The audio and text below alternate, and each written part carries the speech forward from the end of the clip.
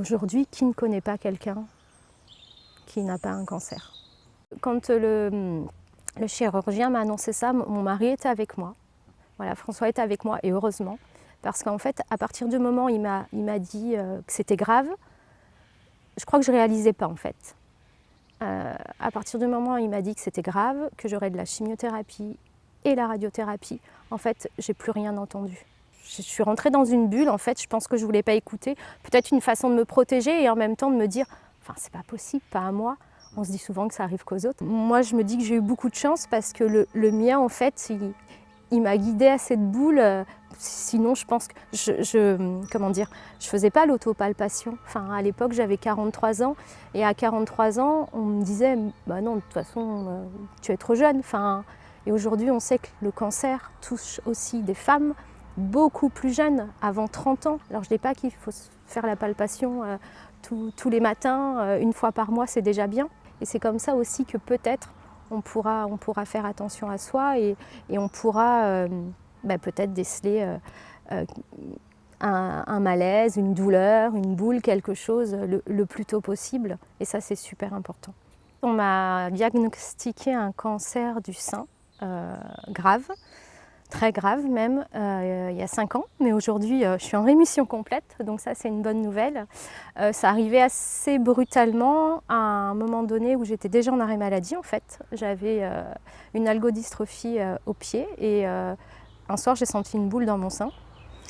Mais vu que j'avais déjà mal quelque part, j'ai fait abstraction. À l'époque, j'étais assistante maternelle et en fait, je n'arrêtais pas de dire oh, mais les petits, comment ils vont faire, mais les petits, comment ils vont faire, et les parents, comment ils vont faire. Et, voilà, j'étais fixée sur ça. Et puis, un jour, il y a une amie qui est venue me voir, qui était aussi assistante maternelle, et qui m'a dit mais arrête, dans la vie, tu t'appelles pas Tati, tu t'appelles Belinda. Et là, en fait, elle m'a dit ça, et c'est le lendemain matin que quand je me suis réveillée, je me suis réveillée en pensant à moi, en fait, en disant non mais j'ai une boule dans mon sein, ça fait 3 semaines, et j'ai rien fait, je fais rien, ça va pas du tout. Et là, vraiment, ça a été la panique. Au début, on m'a dit vous inquiétez pas, ça va aller. Vous aurez que de la radiothérapie. Et dans ces moments-là, en fait, on prend tout ce qui peut être positif. Oh bon, si c'est que ça va aller. Et puis en fait, après, quand j'ai rencontré le chirurgien, il m'a dit mais non, Madame Biget, c'est très très grave ce que vous avez. Donc voilà, je vais vous expliquer, opération, et vous aurez de la chimiothérapie et vous aurez de la radiothérapie. Mais très vite, je me suis dit de toute façon, j'ai pas le choix que d'accepter. De toute façon, il n'y a pas d'autre solution. C'est là, on ne peut pas revenir en arrière, donc accepter.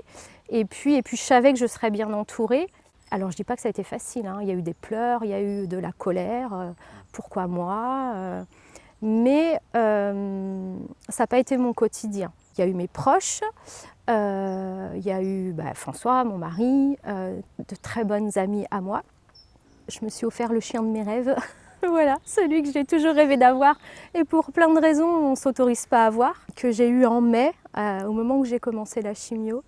Et lui, il m'a boostée en fait. Voilà. Et puis, j'étais pas toute seule la journée, il était avec moi. Je l'ai appelé mon chien de combat.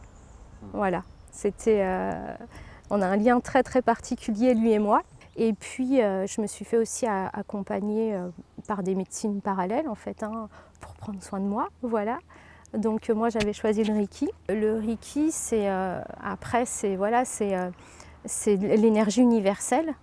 Ça a été très très loin parce que du coup j'ai beaucoup pleuré pendant ces séances. En fait c'est des séances où j'ai pris soin de moi aussi en extériorisant tout ce que je gardais. Voilà. Il y a eu aussi des très très bons moments. Mais du coup c'est vrai que ça me préparait aux séances de chimiothérapie. Soit avant, soit après, on a testé plein de choses et moi ça me faisait beaucoup de bien en fait. Je pense que ça m'a permis aussi parfois de lâcher ce que j'avais à lâcher, loin des amis, loin de ma famille et des proches. C'est pas facile pour les gens qui nous entourent en fait. C'est pas facile pour soi, mais c'est aussi difficile pour les gens qui nous entourent. Donc je pense que c'est normal aussi de vouloir les protéger. J'ai 2 garçons. Ça s'est bien passé parce qu'en fait, moi j'ai été très positive. En fait, je leur ai dit, voilà, on leur a expliqué que j'avais un cancer, mais que d'aujourd'hui ça s'opérait, qu'il y avait des traitements, que la chimiothérapie ça allait être lourd, les rayons aussi, mais que on allait traverser tout ça, voilà, comme les autres en fait. Et en fait, j'ai rien changé à mon quotidien. Si, j'ai changé puisque j'ai arrêté de travailler, mais j'ai continué à être présente comme je l'étais avant, à part physiquement, où là j'ai changé. Donc j'avais les cheveux longs, je les ai fait couper une première fois, une deuxième fois, et puis il y a le jour où, voilà, un matin on voit bien qu'il faut faire quelque chose. Donc, mais tout ça ils l'ont accueilli aussi, ouais, plutôt bien. La coiffeuse est venue me tondre les cheveux à la maison, et en fait j'ai mon plus jeune, aussitôt j'ai mis un bonnet, je ne voulais pas l'enlever devant eux en fait. Alors mon plus grand Corentin, il n'avait pas voulu voir. Et Nolan, le plus jeune, me dit « mais si, moi je veux voir, moi je veux voir vraiment comme un thé ». Et puis il m'a dit « mais ça te va super bien ». Voilà. La chimiothérapie, j'étais quand même un peu angoissée avant d'y aller à chaque fois. Enfin voilà, c'était assez compliqué. J'avais le pack qui était là. Ouais, ça a été dur. Et puis en plus, j'ai fait une réaction allergique très très forte à une des chimiothérapies. En fait, ils nous expliquent que si on fait une réaction allergique, ça va être au bout de 15 minutes. Donc les 15 minutes passent, je me dis waouh, super, j'ai pas fait de réaction. Et à la 6e minute, en fait, 16e, j'ai commencé à voir des étoiles.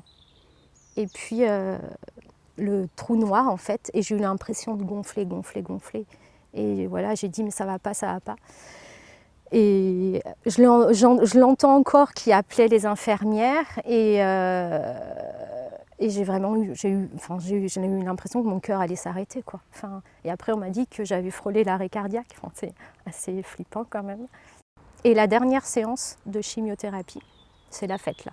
Là vraiment, c'était la fête. Et ouais, c'est au revoir et à jamais, quoi. Merci pour tout parce que franchement l'équipe avait été super. Rassurante, voilà. Mais quand même, au revoir et à jamais. C'est bon. J'ai plus envie.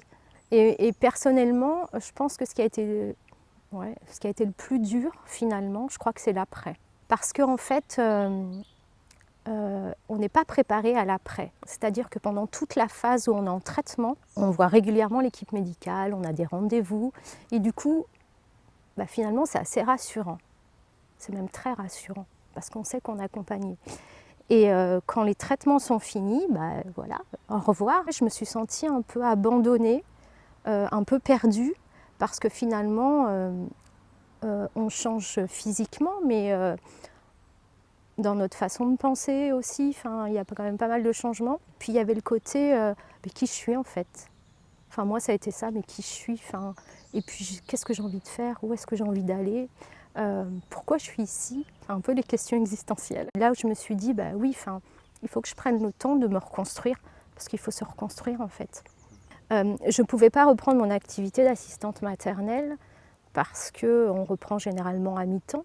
C'est difficile après des traitements. Voilà. Et je m'étais dit, je vais trouver le temps de chercher une profession, voilà, une activité professionnelle qui ait du sens pour moi. Alors toujours en lien avec les autres.